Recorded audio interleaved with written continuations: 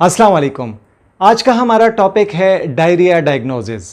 जो टेस्ट किए जाते हैं आम तौर पर ये जानने के लिए कि इसहाल, दस्त, पेचस या डायरिया किस वजह से होता है, तो वो टेस्ट हैं थायराइड फंक्शन टेस्ट जिसे TFTs भी कहा जाता है, stool routine examination test, stool culture and sensitivity test, serum calcitonin test, complete blood count test जिसे CBC टेस्ट कहते हैं, ESR test, CRP test, serum ferritin test, serum folate test, serum urea and electrolyte test, serum glucagon test, serum gastrin test, 14C xylose breath test, lactose hydrogen breath test, endoscopy की जाती है upper gastrointestinal tract की, colonoscopy और सिग्मोडोस्कोपी जैसे test कर सकते हैं ये जानने के लिए कि डायरिया किस वजह से हो रहा है।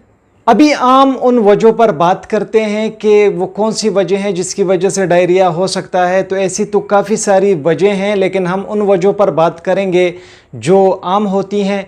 तो इसमें इरिटेबल बाउल सिंड्रोम जिसे IBS कहा जाता है, इसके अलावा पैरासिटिक इन्फेक्शंस की वजह से, बैक्टीरियल इन्फेक्शंस की वजह से, वायरल इन्फेक्शंस की वजह से, सीलिएक डिजीज़ की वजह से, लैक्टोज इंटॉलरेंस की वजह से, एमाइलाइडोसिस की वजह से, स्क्लेरोडर्मा की वजह से, हाइपर थायराइडिज्म की वजह से, विलस एडिनोमा की वजह से और कोलोनिक कार्सिनोमा की वजह से भी डायरिया जैसे मसाइल पैदा हो सकते हैं।